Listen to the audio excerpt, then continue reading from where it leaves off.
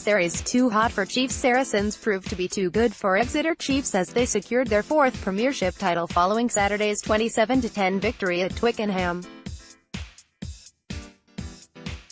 In a repeat of the 2016 final, Exeter began brightly and went 3-0 up via Joe Simmonds' penalty, but Mark McCall's men soon assumed command and went 12-3 ahead at the break as Vunipola and Wyles touched down.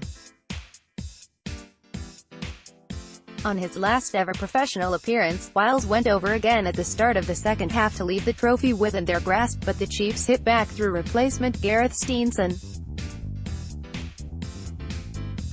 However, despite a promising spell, it was not to be for Exeter, and Ben Spencer and Nathan Earl completed the win. It was a roasting hot day in every sense, as it was when Manchester City were presented with their trophy. On both occasions, the razzmatazz involved giant flamethrowers at pitchside. Spectacular? Yes. Necessary? Not convinced. 5 gongs for Wiggy. The Field's finest number 9 captured his 5th Premiership rugby title. Congratulations to Richard Wigglesworth. The weather last Saturday was vastly different from his first triumph, when Sale Sharks scored 45 against the Tigers in 2006, still a record for the final. Rob Baxter, man of dignity, asked post-match if it was a performance where his side may have left a little bit in the tank. Chiefs director of rugby Rob Baxter replied, "A little bit. I don't want to sit here and say it was our best performance of the season, because I don't think it was, but I'm a huge believer that finals are about the winners. Saracens were very good. I thought they pinned their game together better than we did. Their management of the game, the moments they came up with and how they worked their pressure and exploited us was very good. We didn't handle that well enough all game, so different from moaning football managers who lose, say they were the better team and blame everyone but themselves. 2 heavy defeats for England in London on the same day, with Joe Root's flannelled 11 losing yet again at Lord's in the morning. A magnificent Barbarians display saw the Invitational side put 9 tries past England's weekend rugby squad in a 63-45 victory at a still scorching Twickenham on Sunday. There were 15 tries scored in total, with Toulon fullback Chris Ashton notching a 25-minute hat-trick against the country of his birth as the Boss beat England for the first time for 4 years.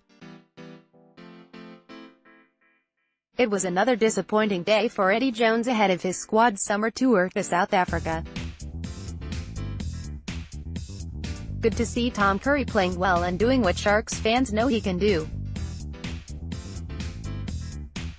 Second half replacements Josh Beaumont and Denny Solomona sampled the frenzied carnival atmosphere, too, but had limited chances to impress. Rugby tackles introduction of Vunipola starting this week. Junior Wallabies coach Jason Gilmore has applauded World Rugby's so-called new Vunipola, but called for common sense in its application. Gilmore is in France preparing Australia for the Under-20s World Championship, the first competition to trial the new tackle laws that were announced last week.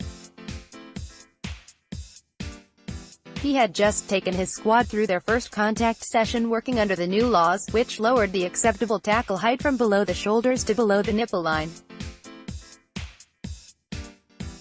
Gilmore said he supported anything that made the game safer for players, but warned the implementation of the high tackle warning system would make or break its reception. The directive is for the tackler to bend at the waist and make contact below the nipple.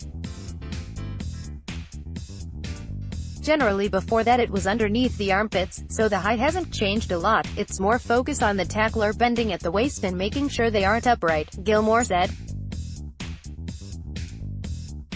The big focus is on protecting our players, which I agree with. I think that's a good thing. Where we've got to be careful is using common sense during and post-game on how we screen for the tackles and what a potential sighting of foul play is.